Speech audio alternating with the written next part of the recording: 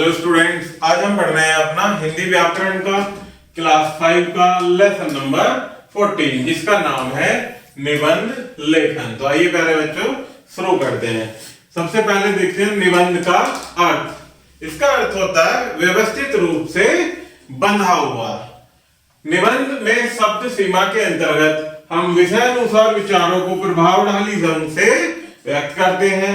निबंध लेखन का अर्थ है किसी विषय पर व्यवस्थित रूप से अपने विचार प्रकट करना। किसी विषय पर व्यवस्थित रूप से अपने विचार प्रकट करना। निबंध कल्पनात्मक तथा वर्णनात्मक होते हैं। निबंध लिखते समय प्यारे बच्चों कुछ महत्वपूर्ण बातें होती हैं जिन्हें हमें ध्यान रखना चाहिए। जैसे पहली है कि निबंध के बीच बीच में महान व्यक्तियों के कथन लिखने चाहिए तथा भाषा में स्पष्टता लाने के लिए विराम चिन्हों का विशेष ध्यान रखना चाहिए। निबंध को प्रभावपूर्ण बनाने के लिए छोटे छोटे वाक्यों का प्रयोग करें और निबंध की भाषा शुद्ध, सरल, सरस, स्पष्ट तथा रोचक होनी चाहिए। तो देखते हैं प्यारे बच्चों, नीचे कुछ निबंध दिए गए हैं, इनको पढ़ते हैं और इनको आप समझेंगे। सबसे पहले हमें लिखना है निबंध समाचार पत्र पर। एक विषय दिया गया है समाचार पत्र। तो देखते हैं कि मनुष्य एक सामाजिक प्राणी है। आज हम में से प्रत्येक मनुष्य चिंतित है कि देश में सुख, दुख और समृद्धि किस तरह आएगी। अपने इसी प्रयत्न से वह अपने विचारों को दूसरों तक पहुंचाना चाहता है तथा दूसरों के विचारों से अवगत रहना चाहता है। इतना ही नहीं, वह अपने आसपास तथा देश विदेश की सारी गतिविधियों तथा संसार में होने वाले परिवर्तनों तथा घटनाओं को भी जानना चाहता है। यह संपूर्ण जानकारी हमें समाचार पत्रों के माध्यम से मिल पाती है। हमारा ऐसा मानना है कि समाचार पत्र का जन्म चीन में हुआ था। बताया जाता है कि विश्व का प्रथम समाचार पत्र पीकिंग गजट के नाम से प्रकाशित हुआ। भारत का सर्वप्रथम पत्र था बंगाल गजट। हिंदी मूर्धन्य साहित्यकारों ने भी समाचार पत्रों के विकास में अपना महत्वपूर्ण सहयोग प्रदान किया। उद्दंड मानदंड का प्रथम समाचार पत्र प्रकाशित हुआ था। स्वतंत्रता से पूर्व निकलने वाले समाचार पत्रों ने स्वतंत्रता संग्राम में जो अहम भूमिका निभाई वह आज भी सराहनीय है। वैसे तो विज्ञान की प्रगति से समाचार जानने के कई साधन हैं, किंतु हम अपने आसपास तथा संसार में घट रही घटनाओं को विस्तृत रूप से जानने के लिए सबसे ज्यादा समाचार पत्रों का आश्रय लेते हैं। विस्तृत रूप से समाचार जानने का सबसे सुंदर और सस्ता साधन समाचार पत्र ही है। समाचार पत्र कई तरह के होते हैं, जैसे दैनिक, पाक्षिक, साप्ताहिक, मासिक और संध्याकालीन इत्यादि। समाचार पत्र हमारा ज्ञान तो बढ़ाते ही हैं, मगर साथ साथ मनोरंजन भी करते हैं। ये सामान्य जानकारी देने के साथ साथ नए उत्पाद, खेल कूद, सिनेमा से जुड़ी खबरें, बाजार भाव तथा सरकारी, गैर सरकारी इत्यादि संबंधी सूचनाओं की जानकारी भी देते हैं। समाचार पत्रों द्वारा समाज में फैली बुराइयों तथा अत्याचारों के विरुद्ध लोगों में क्रांति पैदा करने का कार्य भी किया जाता है। समाचार पत्र प्रजातंत्र के स्तंभ हैं। ये सरकार की उचित आलोचना द्वारा उसे सही मार्ग पर चलने को मजबूर करते हैं, इसलिए उनको जनतंत्र का सजग प्रहरी कहना गलत नहीं होगा। ये नेक्स्ट निबंध है प्यारे बच्चों महात्मा गांधी जी पर। तो देखते हैं, महात्मा गांधी जी का जन्म 2 अक्टूबर 1869 में पोरबंदर के काठियावाड़ स्थान पर हुआ था। इनका नाम मोहनदास और पिता का नाम करमचंद था, इसीलिए इनका पूरा नाम मोहनदास करमचंद गांधी कहा जाता है। माता का नाम पुतलीबाई था।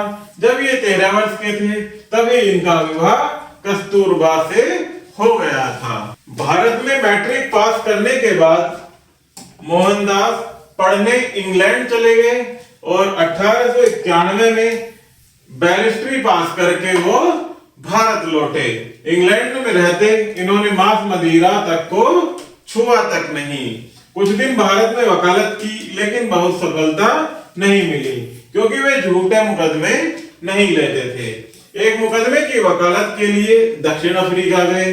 अफ्रीका में काले लोगों के साथ बड़ा बुरा व्यवहार किया जाता था। गांधी जी को कई बार अपमान सहना पड़ता था। यही इन्होंने नौटाल इंडियन कांग्रेस बनाई। 8 वर्ष तक वहां सत्याग्रह आदि करके लोगों को जागृत किया और 1914 में गांधी जी भारत लौट आए। कांग्रेस महासभा में शामिल हुए और शीघ्र ही लोकप्रिय नेता बन गए। अहिंसा और सत्याग्रह के द्वारा अंग्रेज सरकार का विरोध करके स्वतंत्रता का आंदोलन चलाया और 1920 में नमक आंदोलन तथा 1930 में असहयोग आंदोलन किया। गांधी जी को जेल में बंद कर दिया गया। 1940 में फिर आंदोलन हुआ और गांधी जी बंदी बनाए गए। 1942 में गांधी जी ने भारत छोड़ो आंदोलन चलाया और फिर जेल में भेज दिए गए। अंत में सफलता मिली और 15 अगस्त 1947 को हमारा देश स्वतंत्र हो गया। गांधी जी ने हिंदू मुस्लिम एकता, अछूतों की भलाई तथा स्त्रियों की शिक्षा के लिए बहुत काम किया। गांवों के सुधार और अपने देश में बनी चीजों के प्रयोग पर गांधी जी ने बहुत जोर दिया। 30 जनवरी 1948 को नाथूराम गोडसे नाम के एक आदमी ने प्रार्थना के लिए जाते समय गांधी जी को गोली मार दी और हे राम कहकर गांधी जी इस संसार से विदा हो गए। महात्मा गांधी को राष्ट्रपिता कहा जाता था। दिल्ली में स्थित उनकी समाधि को राजघाट कहते हैं। क्या कहा जाता था महात्मा गांधी को? राष्ट्रपिता। और उनकी समाधि कहां पर स्थित है? दिल्ली में, जिसे क्या नाम दिया गया है? राजघाट। तो प्यारे बच्चों, नेक्स्ट निबंध देखते हैं, वृक्ष और हम। तो आइएगा शुरू करते हैं। मनुष्य और पेड़ पौधों का संबंध विशेष पुराना है। पुराने समय से ही मनुष्य पेड़ पौधों पर आश्रित रहा है। यदि आज पेड़ पौधे न हो तो जीवन की कल्पना करना ही व्यर्थ है, क्योंकि पेड़ पौधे ही मनुष्य की अनेक प्रकार की आवश्यकताओं की पूर्ति करते हैं। पेड़ पौधे केवल हमें आवश्यक वस्तु ही प्रदान नहीं करते बल्कि जीवन दाता है। पेड़ पौधों से हमारी शुद्ध वायु प्राप्त होती है, जिसे हम ग्रहण करते हैं और सांस लेते हैं।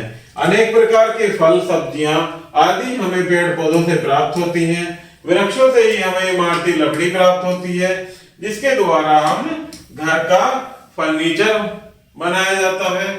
इसके अतिरिक्त सजावट के लिए सुगंधित पुष्प तथा अनेक प्रकार की औषधियां भी प्रदान करते हैं। आज कागज, कपड़ा, चीनी, पटसन जैसे अनेक उद्योग धंधों के लिए हम पूरी तरह से ही वृक्षों पर निर्भर हैं। पेड़ पौधे वातावरण को शुद्ध करने के साथ साथ प्रदूषण को भी रोकते हैं। जहाँ पेड़ पौधे अधिक होते हैं वहाँ वर्षा भी अधिक होती है। पेड़ पौधे भूमि को मरुस्थल बनाने से रोकने में महत्वपूर्ण भूमिका निभाते हैं। कुछ समय पूर्व से वृक्षों की संख्या लगातार कम हो रही है। बढ़ती हुई जनसंख्या और उद्योगों की पूर्ति के लिए वृक्षों को लगातार काटा जा रहा है, जिसके कारण बाढ़, सूखा, भूकंप, प्राकृतिक आपदाओं का सामना करना पड़ रहा है। वृक्षों के लगातार कटने से जहां एक और शुद्ध वायु का अभाव हो रहा है, वहीं दूसरी ओर बड़े बड़े जंगल रेगिस्तान बनते जा रहे हैं। हमारा कर्तव्य है कि प्रकृति की इस अनमोल धरोहर की रक्षा करें, अधिक से अधिक पेड़ लगाएं और वृक्षों की महत्व को ध्यान में रखते हुए हमारी सरकार ने वन महोत्सव प्रारंभ किए हैं, जो प्रतिवर्ष जुलाई माह में मनाया जाता है। अतः हम सबको मिलकर पेड़ लगाने चाहिए और उनका संरक्षण करना चाहिए, जिससे संपूर्ण संसार का कल्याण हो। इसी प्रकार से प्यारे बच्चों, नेक्स्ट निबंध है हमारा रक्षाबंधन। रक्षाबंधन भारत का एक प्रमुख त्योहार है। इसे राखी, श्रावणी और सलूनो भी कहते हैं। यह प्रतिवर्ष श्रावण मास की पूर्णिमा को मनाया जाता है। भाई बहन का पवित्र त्योहार है ये रक्षाबंधन। इस दिन हर हिंदू परिवार में यह उत्सव मनाया जाता है। हर बहन भाई की कलाई पर राखी बांधती है, टीका लगाती है और उसके मंगल की कामना करती है। भाई बहनों को उपहार देते हैं, उनकी रक्षा और सहायता की कामना करते हैं। पुराने समय में ब्राह्मण अपने यजमानों को राखी बांधते थे। इस त्योहार का आरंभ बताना कठिन है। यह कब और कैसे आरंभ हुआ ठीक से पता नहीं। एक पुरानी पुस्तकों में है, देव और दानवों की लड़ाई में देवताओं के राजा इंद्र लगातार हार रहे थे। यह देखकर इंद्राणी ने यज्ञ करवाया और इंद्र के हाथ में रक्षा सूत्र बांधा। इसके बाद जो भी युद्ध हुए उन सब में इंद्र को विजय मिली।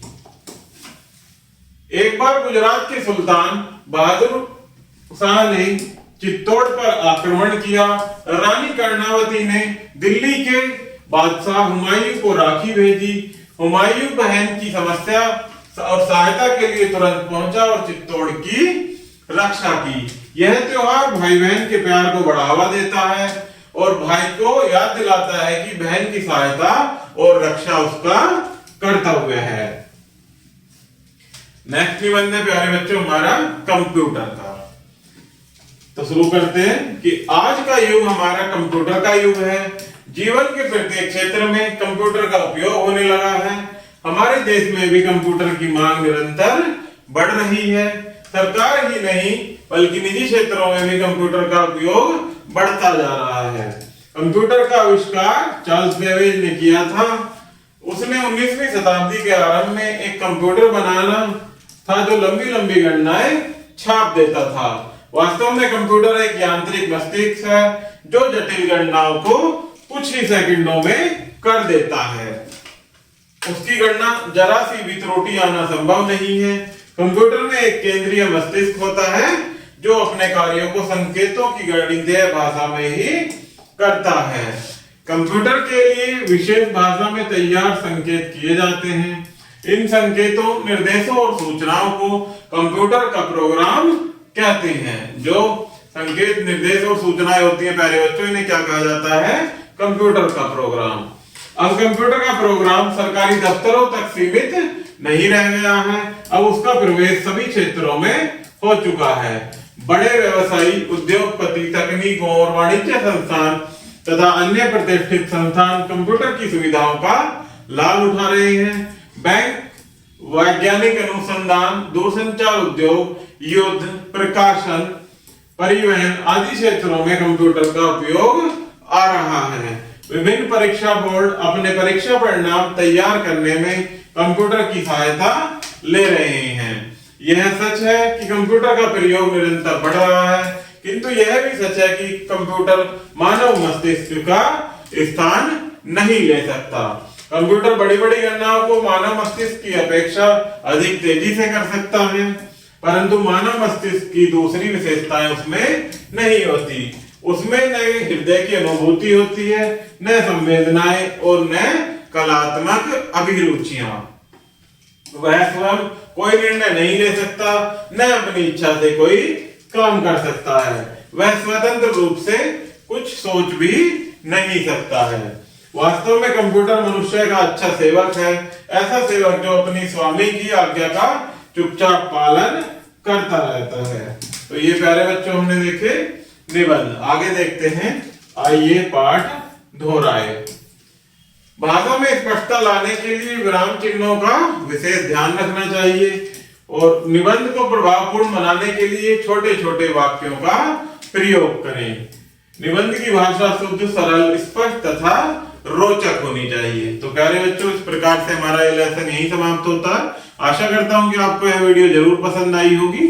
धन्यवाद।